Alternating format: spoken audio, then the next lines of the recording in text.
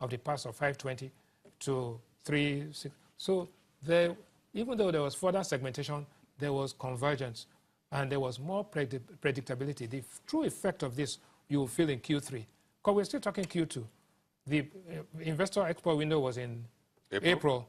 And this data was also in the same period. So it's in this period from third quarter, we now begin to say what happens in the third quarter. The kind of a full the effect. Full impact. As it were. Right. And then you will see the true impact, whether you could have done much better if interest rates, if the treasury rates were allowed to decline, and therefore the definition of a recession is a contraction in economic activity.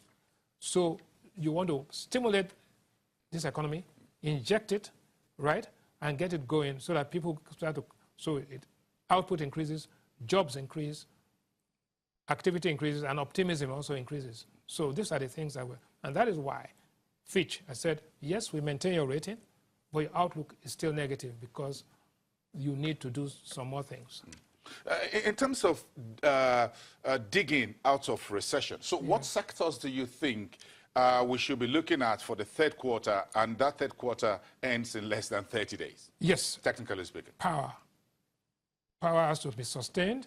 You need to put money into that sector. There has to be intervention. The central bank and the banks, you have to give some forbearance. Power is critical, right? Agriculture is doing well because now, don't forget, that period was the planting season. Now we are going to have the harvest season. So Q3 is going to be much better, apart from the floods that took place. But also, Q3 was affected, or Q3 will be affected by Boko Haram activity and all of that, because part of the arable territory is also there. Now, the construction and real estate are lagging indicators. They would come after the event. But we need to push. We need to push trade. We need to push manufacturing. We need to push services. And more than anything else, we need to do something about consumption. It is not by coincidence that you're having ASU strike, doctor strike. The purchasing power is low. Income is down.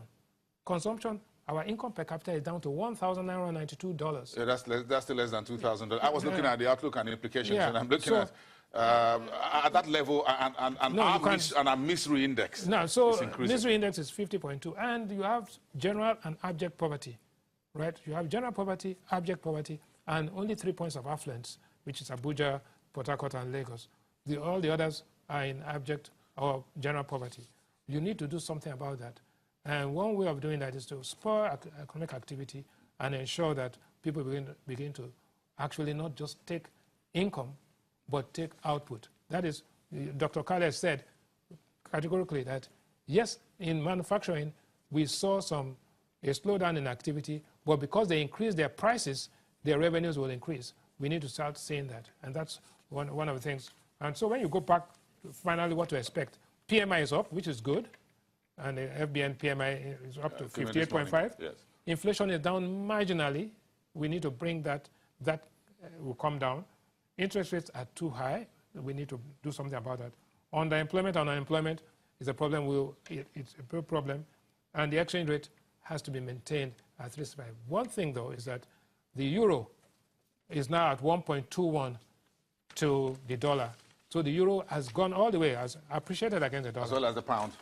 Well, now the impact of that is that your neighbors, our neighboring countries, use the euro to determine the CFA level.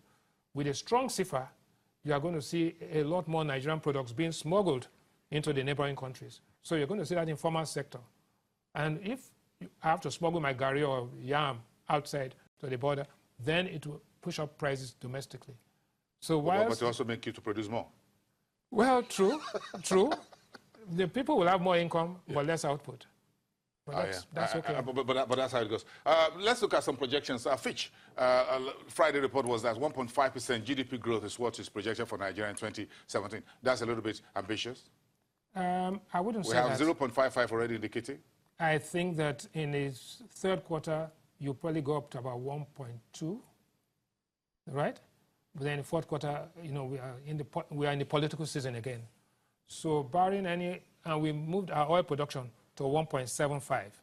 So if nothing happens in the Niger Delta, if the troops can contain Boko Haram, then there's no reason why 1.5 can be seen to be too ambitious. On the low side, the World Bank said 0.8, the EIU says 1%, but I would say anywhere between 1.25 and 1.5 would be a fair projection at this time. So technically speaking, by December, we could all look back and have some handshake like this and, say, well, nice work. But by then, are we likely going to do? Are you going to cheer 1.25%? No. You have to get up to 2.75 to be equal to the population growth. I remember the babies. 14,000 new babies every month. In December, you'll be taking care of 8,000 children a day, not 14,000. So either you stop making babies, or you start producing food, or both. Thank you.